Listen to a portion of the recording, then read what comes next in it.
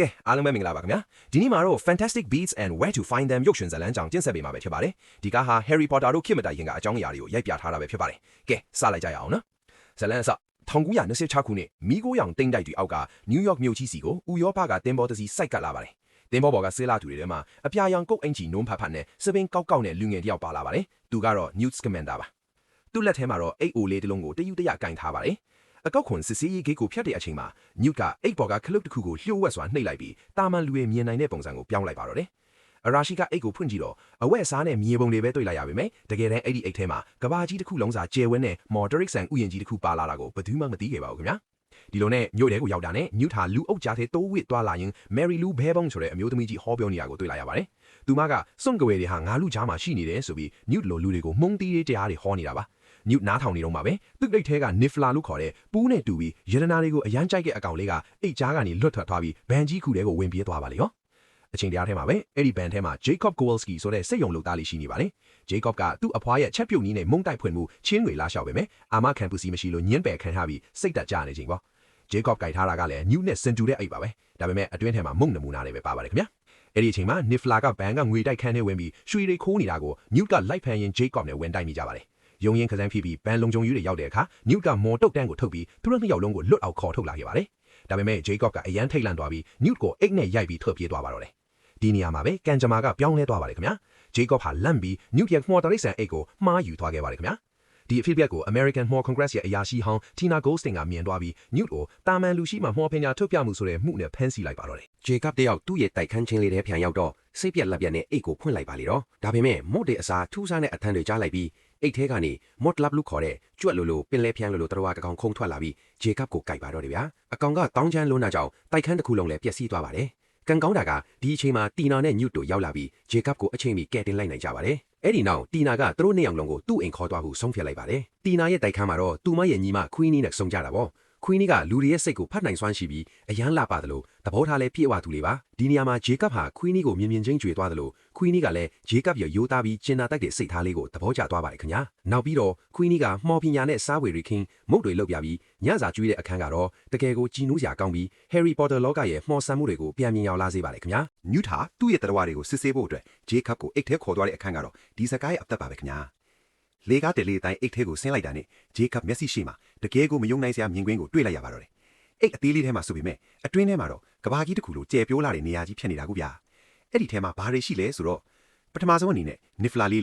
းနောက်ပြီး Bound Trucker ကိုခေါ်ရဲ့အပင်ပေါက်လေးနဲ့တူတဲ့တရဝါဆန်းလေးတွေနေရာအကျယ်အဝင်းပေါ်မူတည်ပြီးကိုယ်တည်းကြီးထွားနိုင်တဲ့ Okami လို့ခေါ်ရဲ့မွေးနဂါးတွေ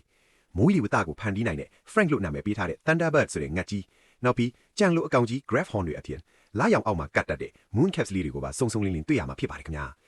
Newt ကဒီတရားဝါဒီဟာအန်ဒီယမရှိကြောင်းလူတွေကပဲသူတို့ကိုနားမလဲပဲတပ်ဖြတ်နေကြကြောင်း Jacob ကိုရှင်းပြပါတယ်။ဒါပေမဲ့အိတ်ထဲကပျောက်နေတဲ့တရားဝါ၃ကောင်ရှိနေသေးတာကိုသူတို့တတိထားမိသွားကြပါတယ်။အဲ့ဒါတွေကတော့ရွှေကြိုက်တဲ့ Niffler အေယာမ Iran ပတ်နဲ့ကိုဖြောက်နိုင်တဲ့ Demiguise တို့နဲ့ဖြစ်ပါတယ်ခင်ဗျာပထမဦးဆုံး Niffler ကိုတော့လက်ဝတ်ရတနာဆိုင်မှာပြန်ပြီးပါတယ် Niffler ကရွှေဆွဲကြိုးဒီကြားမှာရုပ်တုလိုဟန်ဆောင်နေပေမဲ့ Newt ကမိအောင်ဖမ်းပြီးဖိုက်ကိုဂလီထိုးလိုက်တဲ့အခါရတနာတွေတပုံတပင်ပြန်အန်ထုတ်လာပါတယ်ဗျာနောက်ထပ် Iran ပတ်လူခေါ်တဲ့ရေမြင့်နဲ့ကြန့်ဆက်ထားတယ်လို့အေယာမအကောင်ကြီးကိုတော့ Central Park Zoo တရိတ်ဆန်ယုံမှာတွေ့ပါတယ်ဒီနေရာမှာ Jacob ခင်ဗျာအကောင်ကြီးလိုက်တာခံရပြီးတီတီလေးလွတ်မြောက်ခဲ့ရပါတယ်ခင်ဗျာဆက်လက်ပြီးတော့မြောက်ဝင်ပုံစံကိုဖြောက်နိုင်တဲ့ Demiguise ကိုတော့ကုံတိုက်တစ်ခုထဲမှာတွေ့လိုက်ရပါတယ်သူကပြုံးတုဆောင်းလျှောက်ထားတဲ့ Okami လို့ခေါ်တဲ့မွေးနဂါးကိုပါတပါးတည်းပြန်ဖမ်းမိခဲ့ကြပါတယ်တစ်ဖက်မှာတော့အလွန်ကြောက်စရာကောင်းတဲ့အရာတစ်ခုဖြစ်ပျက်နေပါတယ်ခင်ဗျာ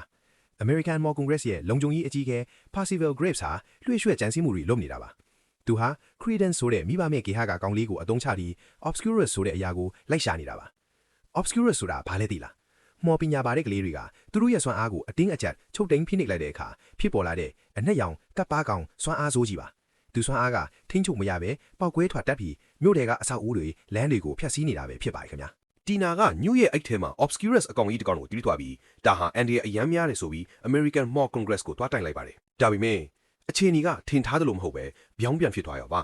Graves ဟာ Newt ကိုမြို့ကိုဖျက်ဆီးနေတဲ့တရားခံဖြစ်ပြန်ပြီးဆွဆွဲလိုက်ပါတယ်ဒါတွေမကသေးဘူးနော်Newt နဲ့တီနာနှစ်ယောက်လုံးကိုတေတန်ပေးဖို့ပါအမိန့်ထုတ်လိုက်ပါတော့တယ်တေတန်ပေးတဲ့အခန်းဖြူဖြူကြီးထဲမှာတီနာရဲ့အတိတ်ဆိုးတွေကိုပုံရိပ်ရောင်ဖန်တီးပြီးသူမကိုပြန်တိုက်ခိုက်စေကတတ်ဖို့ကြိုးစားကြပါတယ်ဒါပေမဲ့ဒီအချိန်မှာ hero လေးထွက်လာပါတယ်Newt ရဲ့အိတ်ကတ်ထဲမှာအမြဲပါလာတဲ့ Picket လို့နာမည်ပေးထားတဲ့ Bow Tracker အကောင်လေးကတေမင်းတမန်လက်ထိပ်တွေကိုဖြီးပေးလိုက်လို့သူတို့ထွက်ပြေးလွတ်မြောက်ခဲ့ပါတယ် ကန်ကောင်းစွာနဲ့လေကွီနီနဲ့ဂျေကော့တို့ကလည်းရုံးထဲကိုခိုးဝင်ပြီးသူတို့ကိုအချိန်မီလာကဲသွားနိုင်ခဲ့ပါတယ်နောက်ဆုံးမှာတော့မြို့ကိုဖျက်ဆီးနေတဲ့ Obscurus ဟာ Credence ကိုယ်တိုင်ဖြစ်နေမှန်းသိလိုက်ရပါတော့တယ် Credence ဟာသူ့ကိုမွေးစားမိခင်ကနှိမ့်ဆက်လွန်လူစိတ်တန်ရာရပြီးစွမ်းအားတွေပောက်ကွဲသွားတာပါ Grace ကတော့ Credence ကိုတုံးပြီးအာနာသိန်းကိုစူးစမ်းနေတာဖြစ်ပါတယ်ခင်ဗျာဒီတော့နဲ့မြေအုပ်ရထားပူရုံမှာအဆုံးဖြတ်တိုက်ပွဲဖြစ်လာပါတယ် Newt က Credence ကိုချောမော့ပြီးကဲတင်ဖို့စူးစမ်းနေတော့ American Mall Congress ရဲ့မော်စရာတွေရောက်လာပြီး Credence ကိုဝိုင်းဝန်းတိုက်ခိုက်ဖျက်ဆီးလိုက်ကြပါလေတော့ Credence ပြာကျသွားတာကိုကြည့်ပြီး Newt နဲ့ Tina တို့ခင်ဗျအရန်ကိုစိတ်ထိခိုက်သွားရပါတယ်အဲ့ဒီအချိန်မှာဒေါသထွက်နေတဲ့ Graves က Mall Congress တစ်ခုလုံးကိုတိုက်ခိုက်ဖို့ပြင်ပါတော့တယ်ဒါပေမဲ့ Newt ကသူ့ရဲ့ Swooping Evil လို့ခေါ်တဲ့ပုတ်တင်ညိုနဲ့လက်နှုတ်ဆက်ထားတယ်လို့အကောင်လေးကိုတုံးပြီး Graves ကိုဖမ်းချုပ်လိုက်နိုင်ပါတယ်ပြီးတော့ Revelio ဆိုတဲ့ဂါထာနဲ့ Graves ရဲ့ရုပ်ဖြတ်ထားတာကိုဖော်လိုက်တဲ့အခါမှာတော့သူဟာကပအလိုအရှိဆုံးအမှောင်တူတကင်ကြီး Gellert Grindelwald ထင်နေတာကိုအားလုံးအံ့ဩစွာတွေ့လိုက်ရပါတယ်ခင်ဗျာနောက်ဆုံးမှာတော့ Grindelwald ကို American Mall Congress ကဖမ်းဆီးခေါ်ဆောင်သွားပါတော့တယ်တိုက်ပွဲပြီးသွားပြီမဲ့နယူးယောက်မြို့ကြီးကပျက်စီးနေသလို no match လို့ခေါ်တဲ့တာမန်လူအများကြီးကလည်းမော်လောကအကြောင်းကိုမြင်သွားကြပါပြီဒါကိုဖြည့်ရှင်းဖို့ Newt ကသူ့ရဲ့ Thunderbird ဖြစ်တဲ့ Frank ကိုလွှတ်ပေးလိုက်ပါတယ် Frank ကကောင်းကင်ပေါ်ပြန်တက်ပြီးမိုးတွေရွာချစေပါတော့တယ်မကောင်းတဲ့အမှတ်အရာတွေကိုမိတ်ပြောက်စေဖို့အတွက် Newt ကမိုးရေထဲမှာ Swooping Evil ရဲ့အစိတ်ကိုရောထည့်ပေးလိုက်တာပါမိုးရေထိတဲ့လူတိုင်းဟာပြီးခဲ့သမျှမှော်ကိစ္စတွေကိုအိမ်မှတ်တစ်ခုလိုမိတ်ပြောက်သွားကြပါတယ်ခင်ဗျာမြို့ကြီးလည်းမှော်ပညာနဲ့အလို့အရာပြန်ပင်ပြီးသားဖက်သွားပါတယ်ခင်ဗျာဒါပေမဲ့စိတ်မကောင်းစရာအကောင်းဆုံးကတော့ Jacob ပါသူကတာမန်လူဖြစ်တဲ့အတွက်စီကန်းအရာမိတ်ပြောက်ချင်းမိုးရေကိုထီမရမှာပါ Newt, Tina, Queenie တို့၃ယောက်က Jacob ကိုမြေအောက်ဘူရာယုံအပေါက်ဝါအထိလိုက်ပို့ပေးကြပါတယ် Jacob ကငါလူလူကမင်းတို့လူတွေနဲ့တွေ့ခွင့်ရတာတကယ်ကံကောင်းတာပဲလို့ပြောပြီးမိုးရေတဲကိုရဲရဲဝံ့ဝံ့ထွက်သွားပါတော့တယ်ဒီအချိန်မှာ Queenie ကငိုပြီးသူ့နောက်လိုက်သွားကထိအောင်မှနောက်ဆုံးအနံပေးလိုက်ပါတယ်ပြီးတော့ Jacob မိုးရေထဲမှာတက်ရောက်ထဲကြံခဲ့ပြီးအရာအားလုံးကိုမေ့သွားပါတော့တယ်ခင်ဗျာဒီလိုနဲ့ဇလန်ရဲ့အဆုံးမှာတော့ Newt ဟာယူရိုပါကိုပြန်ဖို့တင်မောစီကိုရောက်လာခဲ့ပါတယ်တီနာကလည်းလာနှုတ်ဆက်ပါတယ်ဗျာ Newt ကတီနာကိုနှုတ်ဆက်ရင်ဂတိတစ်ခုတောင်းဆိုလိုက်ပါတယ်ကျွန်တော်စအုပ်ရေးပြီးရင်မင်းစီကိုကိုယ်တိုင်လာပို့ပေးမယ်ရမလားတီနာကပြုံးပြီးရတာပေါ့လို့ဖြေလိုက်တဲ့အခန်းလေးကတကယ်ကိုရင်ခွန်းစားရပါပဲနောက်ဆုံးမြင်ကွင်းမှာတော့ Jacob ဟာနယူးယောက်မှာသူ့စိတ်ကူးထဲကအတိုင်းမုံတိုက်လေးဖွင့်ထားနိုင်ခဲ့ပါပြီ